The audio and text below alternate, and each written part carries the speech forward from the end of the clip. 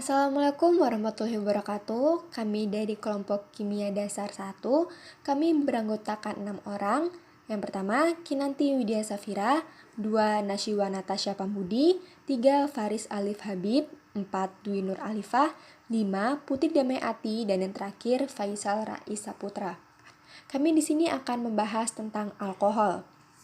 Sebelumnya, kamu masih ingat gak sih dengan materi hidrokarbon? Betul. Hidrokarbon merupakan senyawa yang terdiri dari 2 atom, yaitu karbon dan hidrogen. Berdasarkan jenis ikatannya, hidrokarbon dibedakan menjadi 3. Salah satunya adalah alkana. Alkana ini merupakan rantai karbon panjang yang berikatan tunggal dengan atom H. Nah, jika satu atau lebih atom H pada alkana diganti oleh gugus fungsi tertentu, maka akan membentuk senyawa turunan alkana. Dalam kasus ini, kalau satu atau lebih atom hanya diganti oleh gugus fungsi min OH, hasilnya akan membentuk senyawa alkohol. Alkohol sendiri adalah senyawa turunan alkana yang memiliki gugus fungsi min OH, yang sudah dijelaskan pada slide sebelumnya. Kemudian, rumus kimia umum alkohol yaitu CnH2n plus 1OH. Tata nama alkohol berdasarkan IUPAC. 1. Untuk rantai C yang tidak bercabang. Nama alkohol diambil dari nama alkana yang sesuai dengan akhiran min A diganti min OL. Contoh, CH4 sama dengan metana.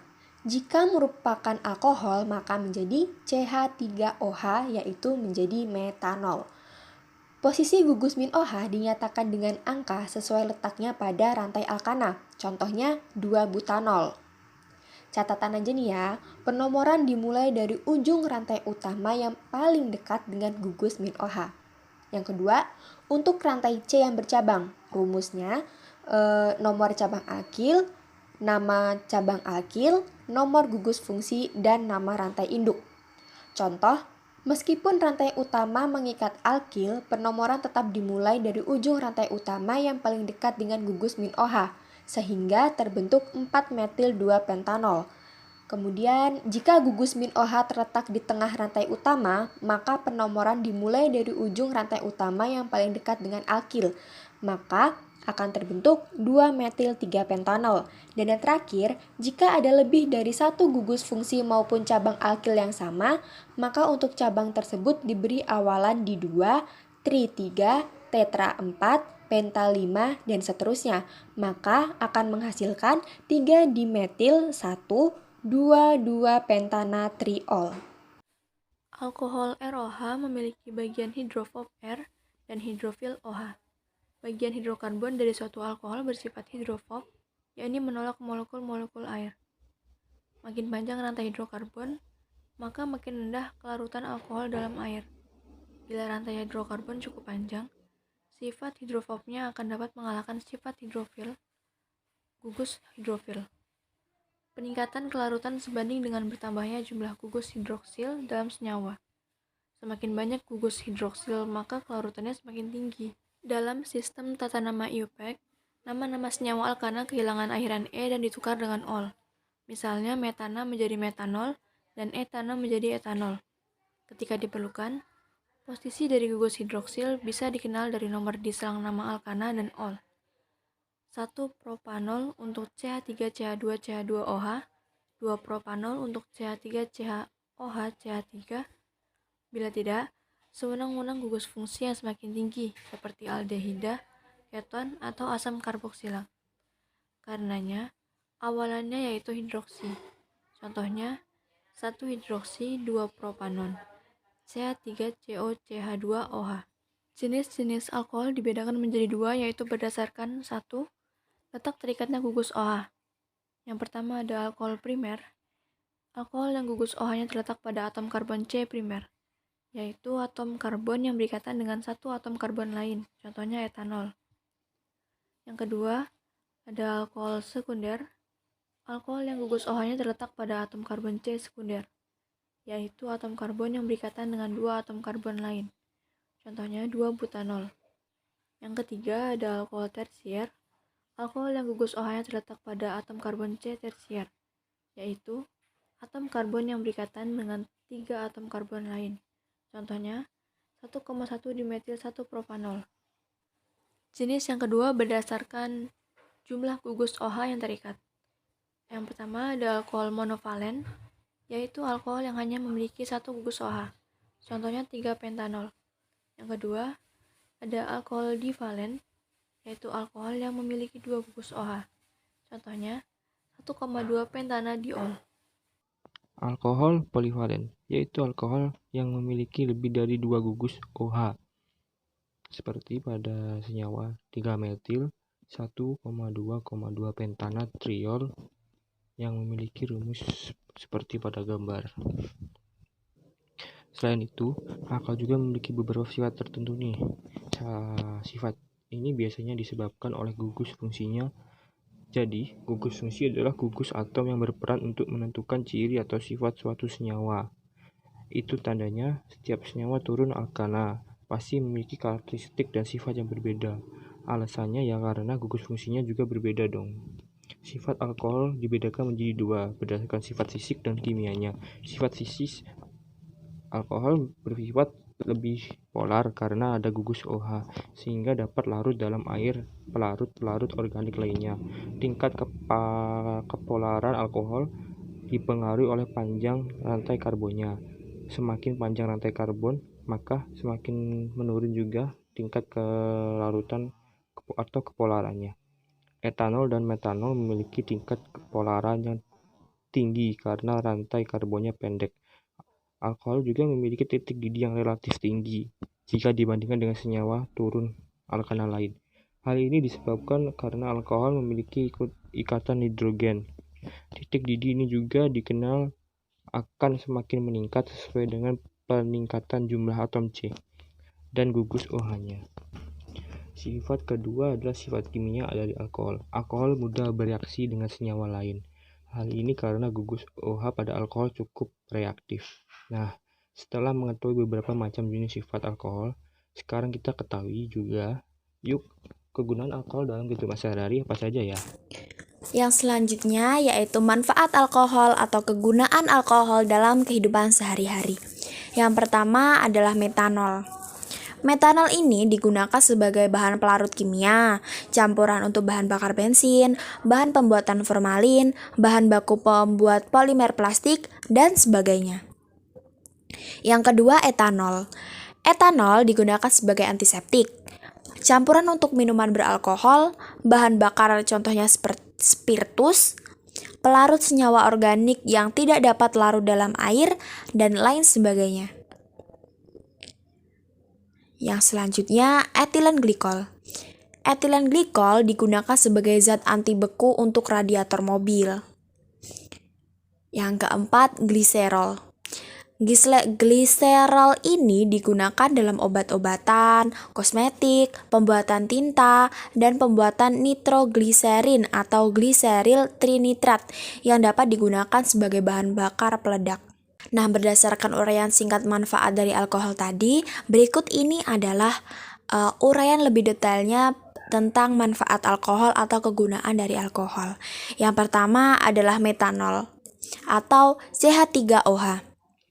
Metanol ini sering juga disebut dengan alkohol kayu atau wood alcohol karena pada awalnya dibuat dari distilasi kering pada kayu. Proses pembuatan metanol secara sintesis di dunia industri dilakukan melalui reaksi antara karbon monoksida atau CO dan gas hidrogen atau H2 pada temperatur dan tekanan tinggi. Reaksi pembuatan metanol ini menggunakan katalis, contohnya Fe2O3, yang mana reaksinya dapat dilihat pada slide. Metanol itu sangat beracun, yang bisa menyebabkan kebutaan. Metanol banyak sekali digunakan sebagai bahan baku etanol dan bahan polimer. Metanol juga banyak digunakan sebagai bahan pencampur bensin maupun spiritus. Dan sebagai bahan bakar, metanol mempunyai banyak sekali keunggulan dibandingkan dengan bensin, yaitu proses pembakarannya bisa lebih sempurna. Tetapi biaya produksinya agak lebih mahal. Yang kedua, etanol. etanol ini sering sekali kita jumpai dalam kehidupan sehari-hari. Etanol memiliki rumus struktur C2H5OH. Etanol diproduksi dengan proses fermentasi karbohidrat, misalnya fermentasi ubi kayu atau singkong, yang sering disebut dengan pembuatan tape. Proses perubahan karbohidrat menjadi etanol dilakukan dengan bantuan enzim, dan reaksinya dapat dilihat pada slide. Proses ini menghasilkan energi yang dimanfaatkan oleh mikroorganisme untuk tumbuh dan berkembang biak. Proses fermentasi tidak bisa menghasilkan etanol dengan konsentrasi tinggi. Hal ini disebabkan pada konsentrasi alkohol lebih dari 15%, maka mikroorganismenya akan mati. Untuk itu, biasanya hasil proses fermentasi ditingkatkan konsentrasi alkoholnya dengan teknik distilasi. Di dunia industri, etanol diproduksi secara besar-besaran dengan reaksi adisi air dan etena pada temperatur 280 derajat Celcius dan pada tekanan 300 atmosfer. Untuk reaksinya dapat dilihat pada slide. Nah, etanol banyak digunakan sebagai pelarut organik dan bahan baku untuk senyawa industri seperti pewarna, obat sintesis, bahan kosmetik, bahan peledak, bahan bakar, dan minuman beralkohol misalnya anggur dan bir. Etanol ini tidak bersifat racun, tetapi jika dikonsumsi dalam jumlah banyak, itu akan menyebabkan seseorang mabuk. Karena etanol bekerja dengan aktivitas otak. Dampak lain dari sistem kerja alkohol yang berupa etanol ini adalah mengakibatkan kecanduan. 3. Etilen glikol dan gliserol. Kemudian yang ketiga, polialkohol yang mempunyai 2 gugus min OH diberikan nama alkanadiol. Contohnya 1,2 etanadiol etilen alikol. Sedangkan polialkohol dengan 3 gugus min OH diberikan nama alkanatriol. Contohnya 1,2,3 propanatriol aliserol. Etilen alikol atau biasa disebut dengan alikol saja termasuk alkohol alifatik dengan 2 gugus hidroksil. Istilah alikol berasal dari bahasa Yunani alukis yang berarti manis. Etilen glikol merupakan zat cair, tidak berwarna, larut dalam air, berasa manis, titik didih 198 derajat Celcius, dan bersifat racun. Glikol dapat membeku pada suhu rendah, yaitu min 11,5 derajat Celcius, sehingga alikol biasa digunakan sebagai bahan anti beku pada radiator mobil. Dalam industri, etilen alikol digunakan sebagai pelarut zat, bahan pelembut, bahan dasar di industri serat sintetis seperti dakron. Etilen alikol dapat diperoleh melalui reaksi oksidasi pada etilena, dilanjutkan dengan hidrolisis pada suasana asam. Selanjutnya, gliserol berasal dari bahasa Yunani, yaitu glikeros yang berarti manis. Gliserol atau disebut juga sebagai gliserin merupakan zat cair kental dengan titik leleh 18 derajat Celcius dan titik didih 290 derajat Celcius, bersifat higrokopis dan berasa manis. Gliserol merupakan hasil samping pembuatan sabun.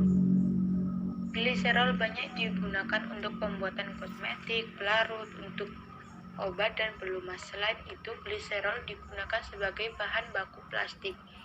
Serat dan hasil nitrat gliserol akan menghasilkan gliseril trinitrat nitrogliserin yang digunakan sebagai bahan peledak.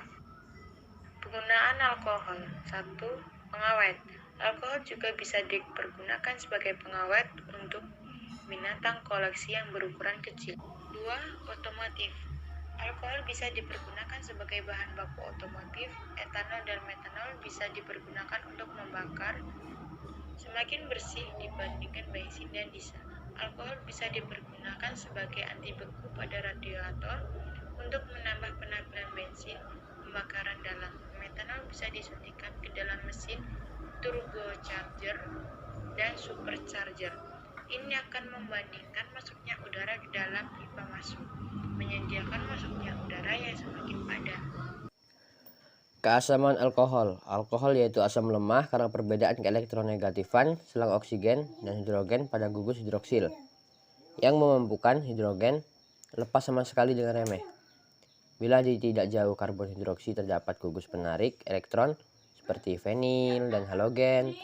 Karenanya keasaman meningkat. Sebaliknya, semakin banyak gugus pendorong elektron seperti rantai alkana, keasaman akan menurun.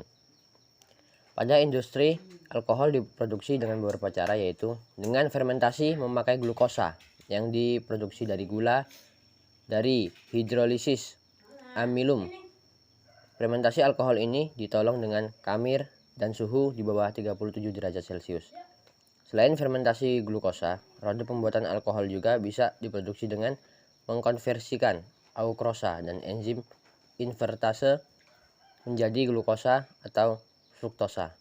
Setelah itu glukosa dikonversi lagi menjadi etanol dengan enzim zimase.